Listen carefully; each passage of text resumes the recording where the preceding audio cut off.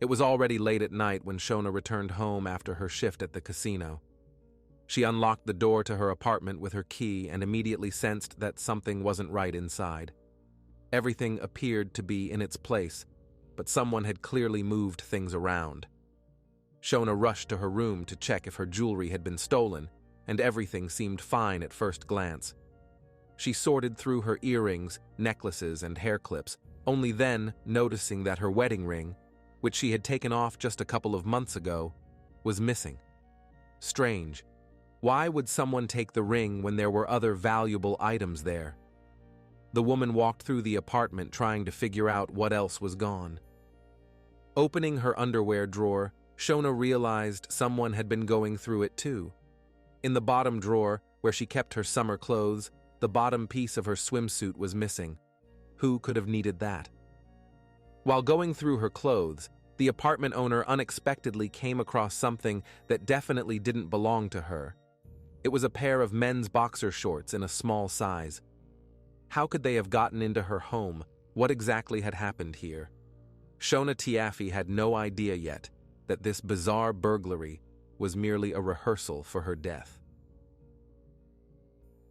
Shona Ann Castleton was born on March 13, 1966, in Salt Lake City, Utah, to William and Nancy.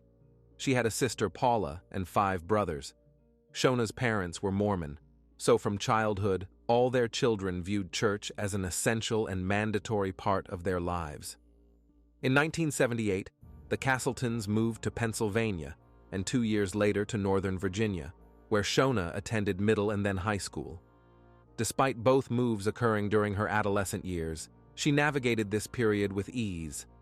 In each school, Shona quickly made friends and adapted to her new surroundings.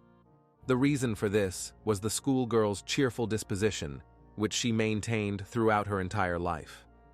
Positive people always attracted attention, and the young woman was also physically attractive. Wherever Shona found herself, she maintained an optimistic attitude most of the time, was very outgoing and caring. For instance, she would buy and bring cupcakes to work for her colleagues on their birthdays, to give them a bit of attention on such an important occasion, so it was very easy to grow fond of her. Shona's genuine smile and infectious laughter, that's exactly what her close friends and family would remember for the rest of their lives.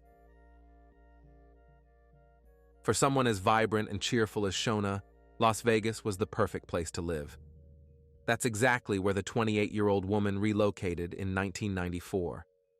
Initially, she found work in the cosmetics department at Fifth Avenue, but this wasn't quite the job Shona had dreamed of. She wanted to be part of Vegas's nightlife, so she soon became a cocktail waitress at a newly opened casino. Shona worked there for the next 11 years. The cheerful and smiling waitress was beloved not only by her colleagues, but also by the establishment's patrons.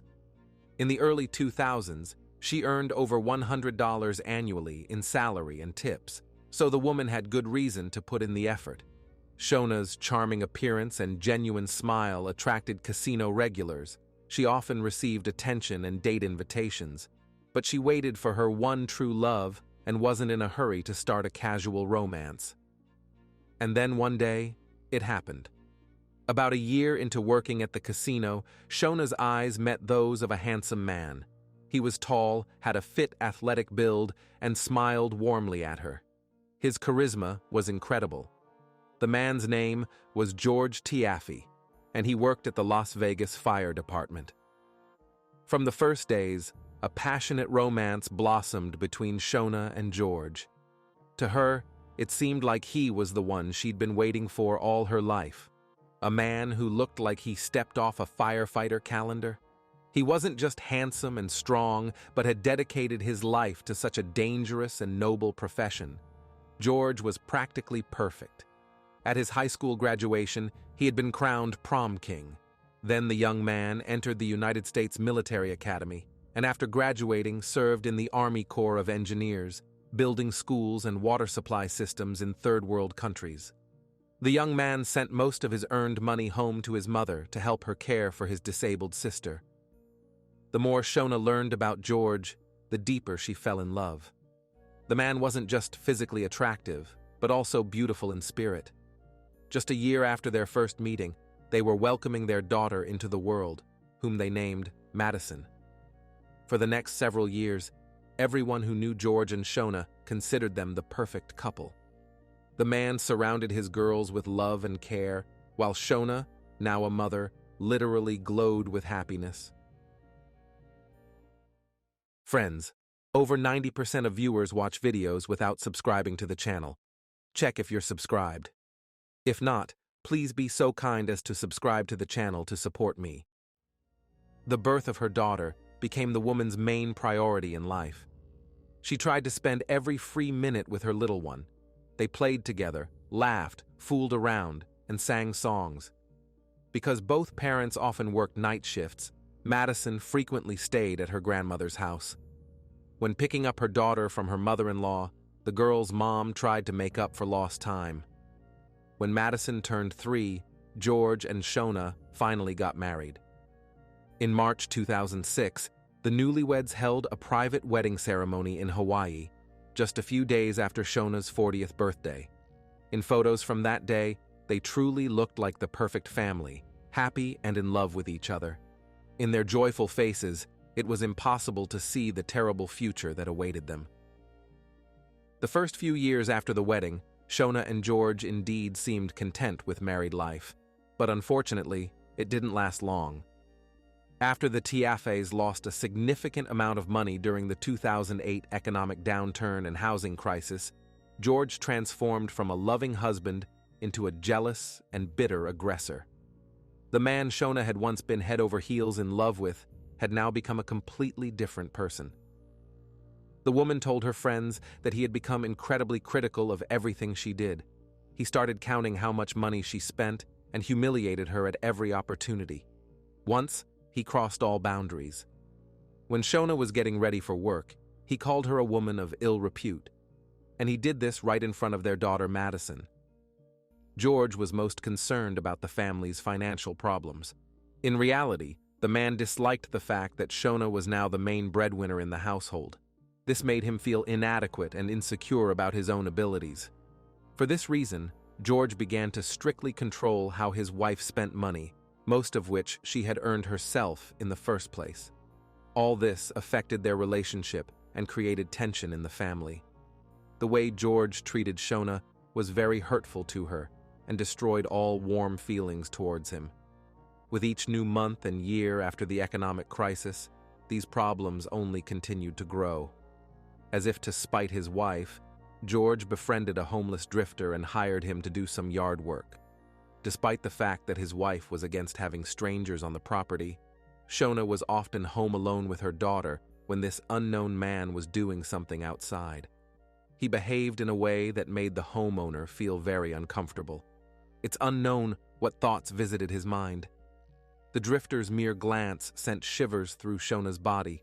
The woman repeatedly told her husband how uncomfortable she felt in her own home when this guy was lurking nearby. But George, it seemed, didn't care at all. Shona had imagined married life quite differently. In her mind, she still held the picture of a cute, cozy house with a white picket fence, a loving and beloved man by her side, and happy children. But instead, she saw complete indifference from her husband. The Tiaffays' marriage was simply falling apart. This was difficult for Shona, who had never noticed this other side of George's personality before. The woman was very upset that her fairy tale was crumbling before her eyes. But she had no strength left to endure the humiliation any longer. Hope that life would improve was becoming increasingly dim. Finally, in April 2012, everything became so bad that Shona decided to leave. She agreed to share custody of their daughter, yet even at this point, the woman wasn't ready to stop fighting for their marriage. She was an optimist to her core and still left a small chance that their relationship with George could be revived. Shona even attempted to go to marriage counseling with her husband. Unfortunately, it was then that she finally understood it was too late to do anything. In the summer of 2012, many changes occurred in Shona's life. The woman excelled at her job, adapted to her new routine, and made sure that little Madison wanted for nothing. Mother and daughter settled into their new city apartment in suburban Summerlin, Nevada, just 30 minutes from work. In the townhouse, each resident had their own separate entrance and car garage. The apartment could be accessed through the garage or from the street. Shona was quite satisfied with this dwelling and tried to turn it into a cozy nest for herself and her child. A positive outlook on life helped Shona survive here too. Though she lost her husband, she was still with Madison and could go to her beloved job. Despite the long workday that sometimes ended very late, the cocktail waitress position was Shona's salvation. Despite family troubles, the smile never left the woman's face. She continued to look for positive moments in everything. One time in early September, Shona finished her casino shift as usual and headed home. Just stepping inside, she immediately realized someone had been there before her. It couldn't even be called a burglary, since of all valuable items only her wedding ring was missing. But even stranger, the bottom piece of her swimsuit had disappeared. Instead, the intruder had left behind men's boxer shorts in a small size. The whole situation was so absurd and personal that Shona didn't even know what should be done in such cases. It was very unpleasant and offensive that some stranger had gone through her belongings and then left their underwear behind. Someone had broken into the home, but it was unclear what goal they were pursuing. However frightened Shona was, she was saved by that same optimistic mindset that everything would somehow work itself out. Yet due to her own carelessness, she didn't take any additional measures to secure her home. The thought that someone would break into her apartment again seemed too incredible to Shona. And despite the shock, the woman continued living as if nothing had happened. However, this time, Shona's confidence that everything would be fine worked against her, because just 3 weeks later, someone again entered the woman's residence, and not with the intention to rob. Early on the morning of September 29th, 2012, casino surveillance cameras captured 46-year-old Shauna Tiaffay finishing her shift around 3 a.m. and heading home. In the parking lot, the woman got into her car and made the 30-minute drive to suburban Summerlin. Unfortunately, she never made it safely to her bed that night. When Shona parked her car in the garage and headed to her apartment, she was brutally attacked right on the stairwell. The attacker showed no mercy and left only after ensuring that Shona had died. Her body was discovered only 6 hours later, around 9 a.m., after George finished his 24-hour shift at the fire station and picked up his daughter from his mother's house. The girl had spent the night at her grandmother's because both Shona and George had worked late, which was common practice. 8-year-old Madison was supposed to spend that day with her father, but she forgot something at her mom's apartment and asked her dad to stop by Shona's townhouse to get it. George noticed from a distance that the garage door wasn't locked. Nevertheless, he and Madison entered the apartment and immediately stumbled upon Shona's beaten body lying on the living room floor. Her face was covered in blood. The man quickly led his daughter back outside, immediately called 911, and reported all the details of what happened. George mentioned that he had last seen Shona about 36 hours ago. For the past few months, he and his wife had been living separately, so he had no idea who would want to attack her. The paramedics who arrived at the scene could no longer help the apartment owner. They only pronounced Shauna Tiaffay's death. George himself hadn't even bothered to check his wife's pulse, hurrying to get outside with his daughter. Due to the large amount of blood, police initially thought the victim had suffered a gunshot wound to the head. Upon further examination, they realized that Shona had received multiple blows to the head with a heavy blunt object. In total, they counted 17 strikes. The fingers on her right hand were broken. Apparently, the woman had tried to shield her head with her hand. According to neighbor interviews, the attack occurred between 3:30 and 4 o'clock in the morning. During this time, one man had heard some noise coming from the deceased's apartment, but hadn't paid proper attention. The brutal crime shocked the Summerlin community and disturbed Shona's colleagues. Some people believed that any casino worker could have been the target, and the maniac wouldn't stop at one victim. Naturally, the first suspect was former husband George Tiaffay, from whom Shona was in the process of divorcing. He had clear motive and opportunity. However, his candidacy had to be ruled out quickly since the man was on a 24-hour shift at the fire station where several colleagues had seen him. This was a solid alibi that cleared George of any suspicion. Investigators crossed the man off their list of potential perpetrators, but when Shona's sister learned of the tragedy, she was 100% certain it was his doing. In Paula's opinion, George was the only person capable of harming his wife, and she remained adamant in her conviction despite the alibi. Paula and her husband got on a plane and flew to Las Vegas that same day. However, detectives considered other suspects as potential perpetrators, learning from Shona's close ones that someone had recently broken into her apartment but stolen nothing valuable except the wedding ring and swimsuit bottom. Police theorized it could have been some random admirer obsessed with the victim. Perhaps he had followed her from the casino and attacked when she was opening her front door.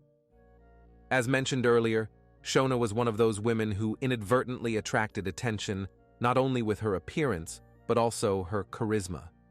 Could some rejected admirer have taken revenge for her coldness? This was the question police had to investigate. The investigation into Shauna Tiaffay's tragic death instantly gained momentum. Just 48 hours later, police received a call from a chance witness that enabled them to solve this case in record time. The caller was named William Penix, known as Big Will. William had lived in Las Vegas for many years and worked as a maintenance master for an apartment building. Recently, he had received an urgent call from a friend who was eager to brag about something. A couple of hours later, this friend showed up at Big Will's place, barely containing his joy, and told him that last night he had sent a woman to the other world. He was happy, as if he had just completed some mission for which he would be paid a lot of money.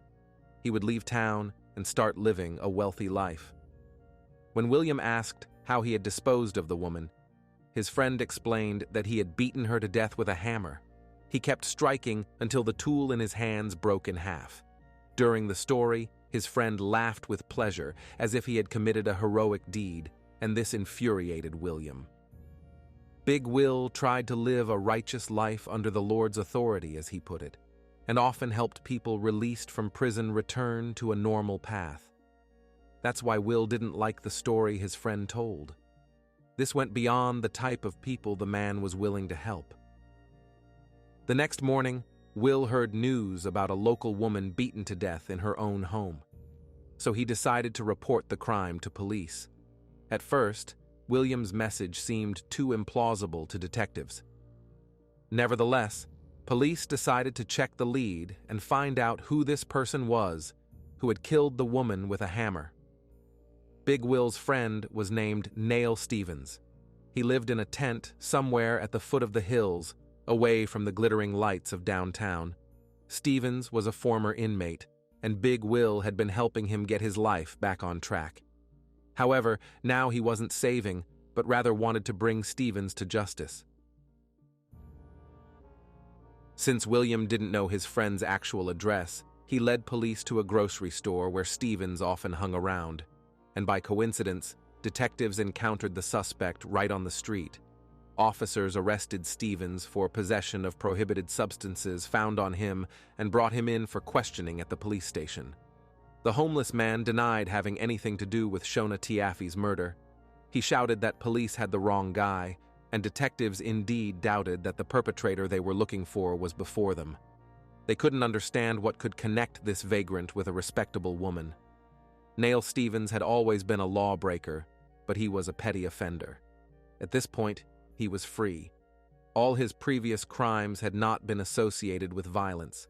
He stole, sold prohibited substances, and sometimes engaged in hooliganism. Moreover, this person had no connection to Shauna Tiaffay. Essentially, he had no motive to harm her. To confirm their reasoning, detectives decided to locate Stevens's temporary dwelling and search it for physical evidence. While the vagrant was being held in custody on drug possession charges, police began an extensive search for his campsite. They brought in a helicopter and search team to check each of the hills in the remote area.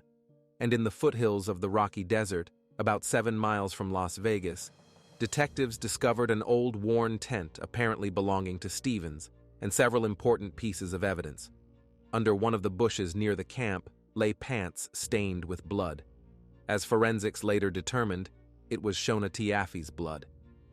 Inside the tent, investigators also found a price tag with a barcode from a hammer purchased at one of the supermarkets on the eve of the crime. Back at headquarters, police told Neil Stevens what they had discovered. Then detectives used an old trick to pull more information from him. They told the detainee that someone was clearly trying to frame him. Stevens, in turn, also stunned the detectives. Instead of denying guilt, he confessed that he was indeed the one who attacked Shauna Tiaffay, although Big Will himself wasn't sure of the identity of Stevens' victim, but it turned out the man had hit the mark. Stevens explained in detail what he had done to the woman. The only thing detectives didn't understand was his motive, why he attacked Shona specifically, and Stevens himself wasn't quick to inform them. The explanation for his misconduct was found when police checked Stevens' mobile phone. Among other contacts in the lists was the name George. Detectives asked Stevens who George was, and he replied that it was his friend, the firefighter. George turned out to be that same George, Shona's husband, and Neil Stevens was that homeless man whom George had hired for odd jobs around the house and garden and who had caused additional arguments between the spouses.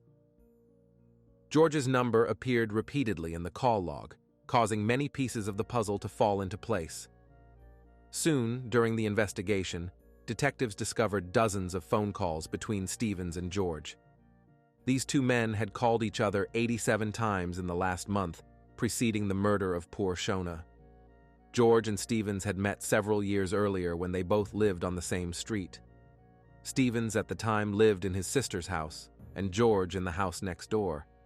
One needed money, the other wanted to antagonize his own wife, so they struck a mutually beneficial agreement. The homeless man sometimes did some household chores, while irritating Shona with his presence. Even after Stevens left his sister's house and became homeless, George tried to keep him close. Many people believe that even then he was plotting his wife's murder, therefore specifically finding reasons to manipulate Stevens, preparing, so to speak, the ground for the future crime. The relationship between the men was quite complicated. The investigator suspected that Stevens suffered from mental illness, and George used this to his advantage. He very skillfully manipulated the vagrant, who literally hung on his every word. As Stevens confessed, he idolized George, considering him his closest friend, and was ready to do anything for him.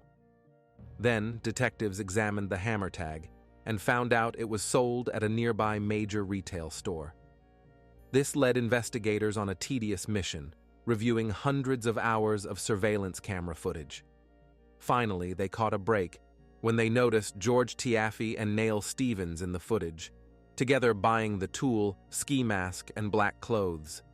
The recording clearly showed the faces of these two men, cheerfully pushing a shopping cart with their purchases. Meanwhile, Stevens continued sharing his story with investigators.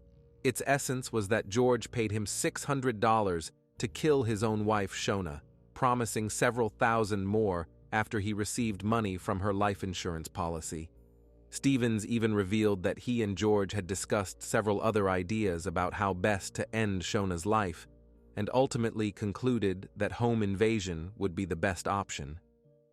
The small burglary that occurred 3 weeks prior was a sort of trial run, aimed at letting Stevens easily navigate the woman's house if something went wrong. George even allowed him to steal his wife's wedding ring to pawn it and get cash as a bonus.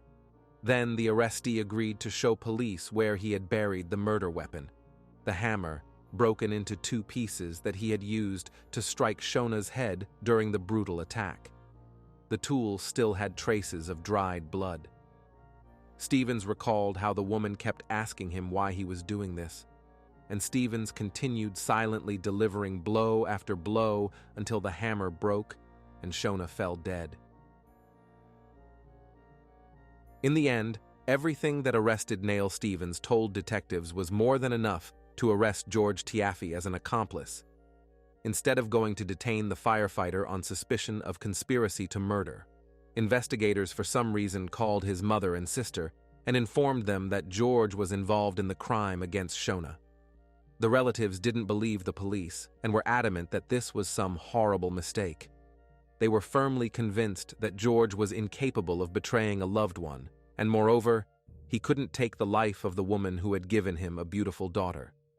Of course, they can be understood if you were told something shocking about a family member, that they had committed a serious crime. You would likely also think it wasn't true.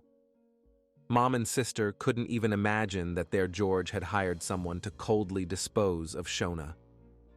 The investigators' strange decision to call the suspect's mother and sister before making the arrest nearly became a fatal mistake. This happened on the 9th day after Shona's tragic death, and as soon as the relatives learned the bitter truth, they immediately rushed to dial George's number.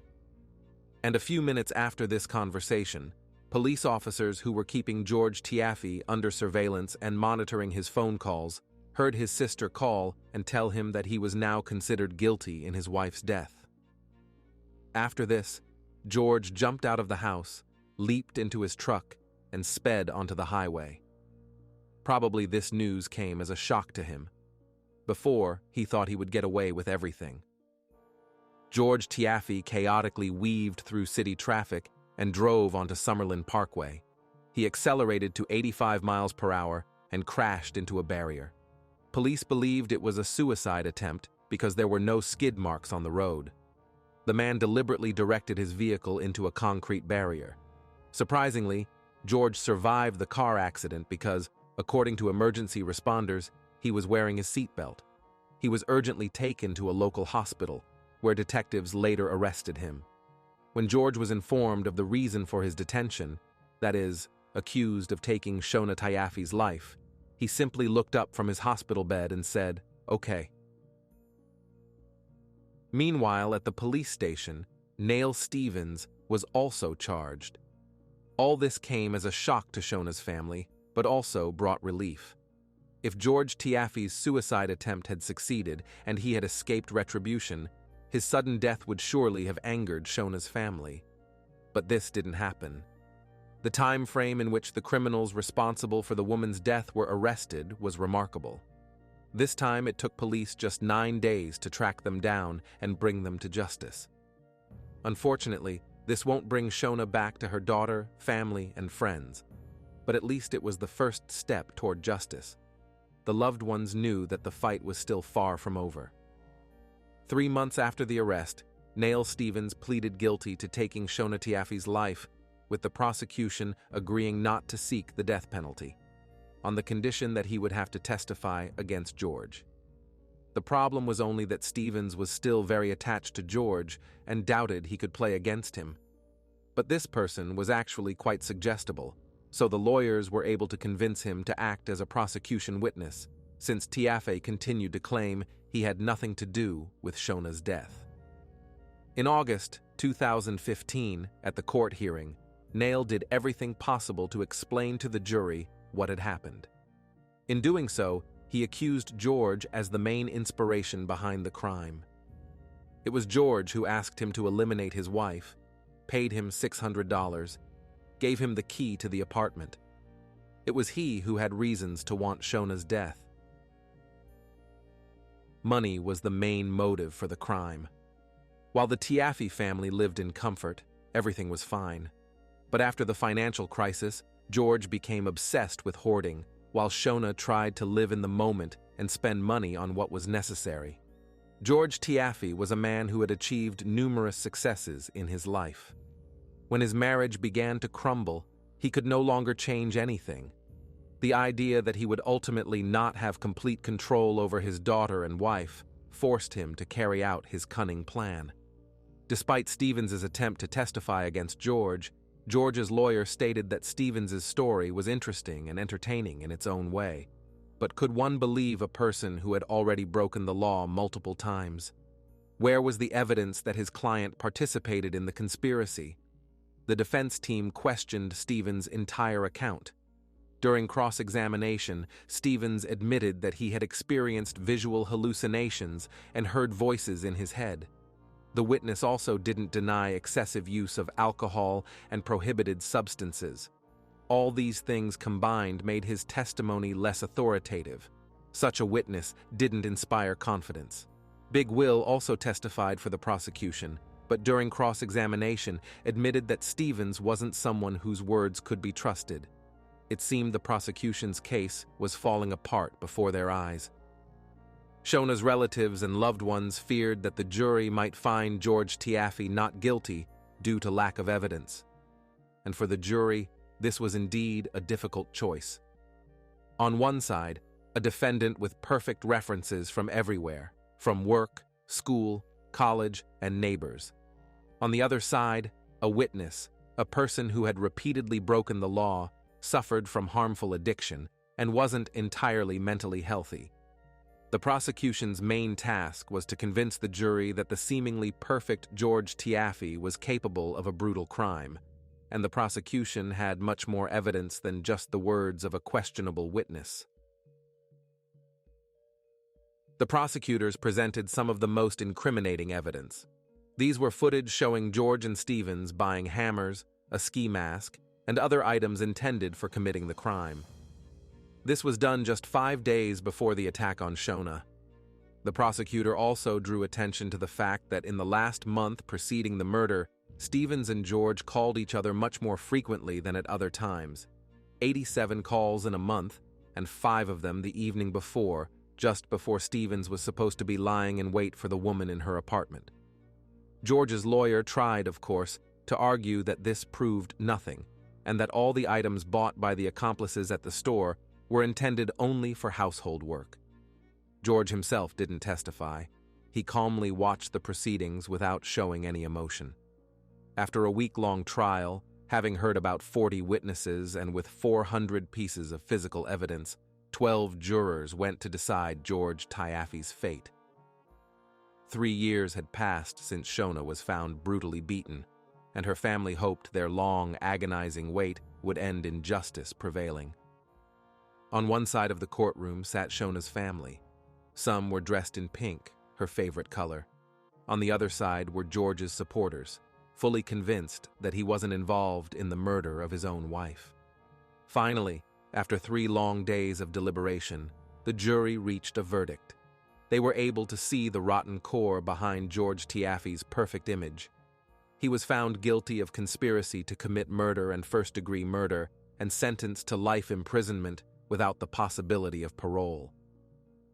When the sentence was read, the defendant stood silently with the same impassive look he had maintained throughout the trial. He seemed to feel no remorse or sympathy for the victim. Although Shona's family rejoiced that justice had prevailed, not everyone was satisfied with this result.